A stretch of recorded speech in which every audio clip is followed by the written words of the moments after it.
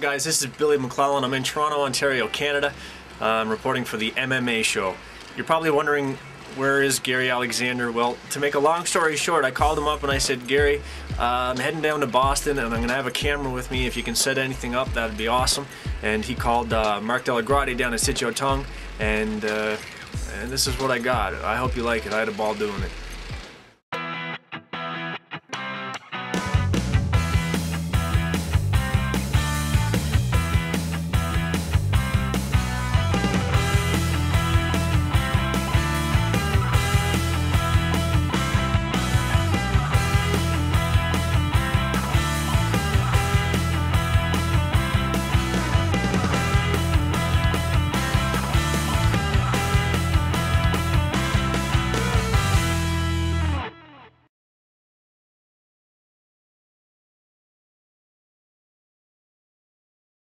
You know what? I thought it was going to be a real great fight. I just thought, really, I think everyone had the same opinion, was that BJ was going to finish it early. If he didn't finish early, that Joe would have the advantage going from the third round onward.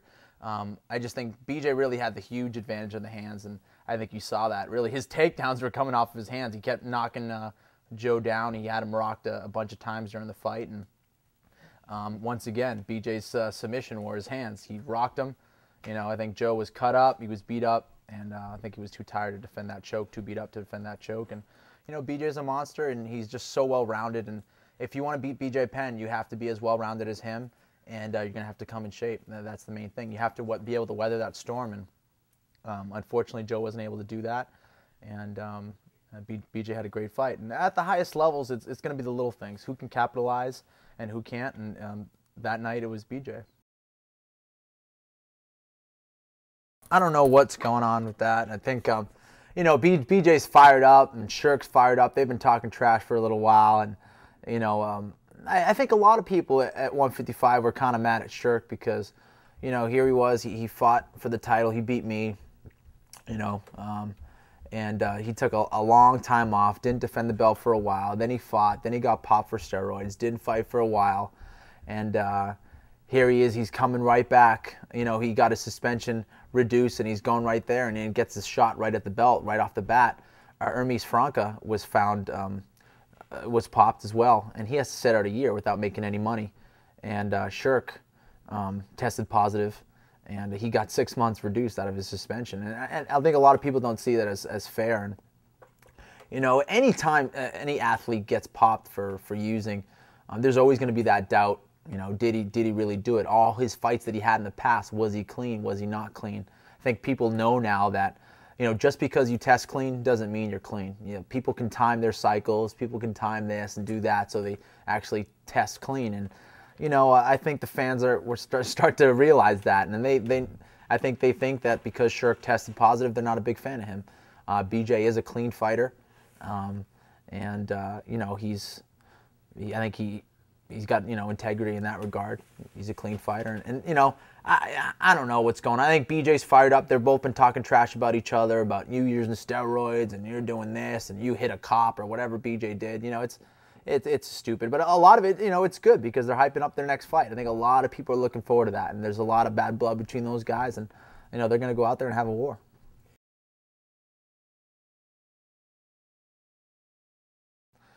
Don't do drugs, guys.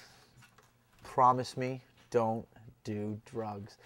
No, you know, it's a weird thing. You know, there's a lot of guys out there who, you know, they look at baseball or football, and these guys are making me laugh.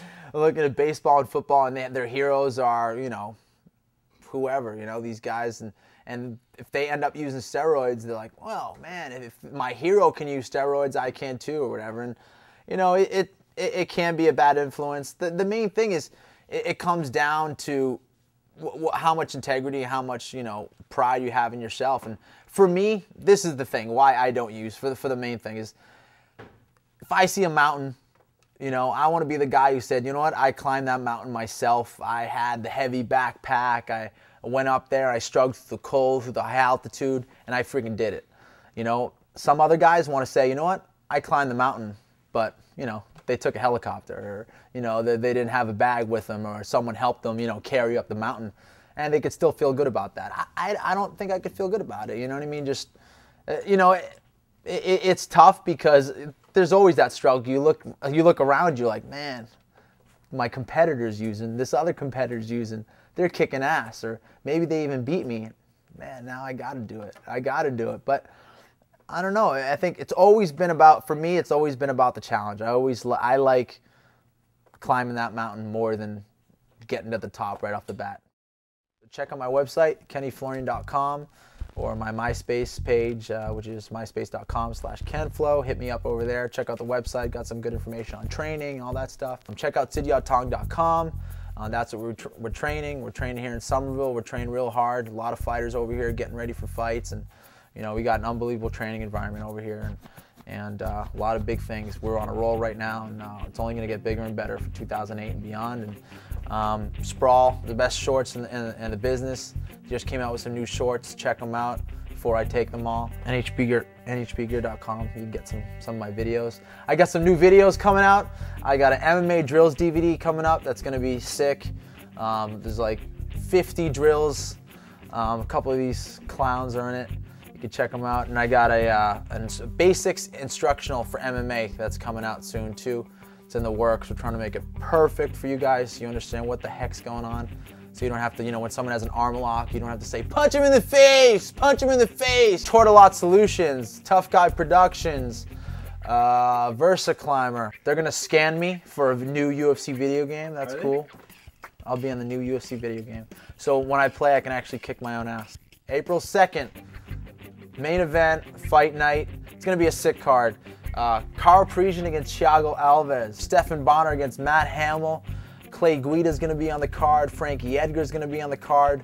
On the main event against Joe Lozon. We're going back to Colorado. First time in 13 years. We're going back to Colorado. I'm training hard. You're going to see some new tricks from me April 2nd. And thank you to all the fans for all the support. Cup. I hope you liked it, guys.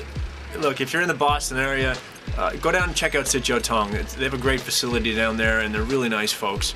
I urge you to check them out. Thanks for your time. Take care.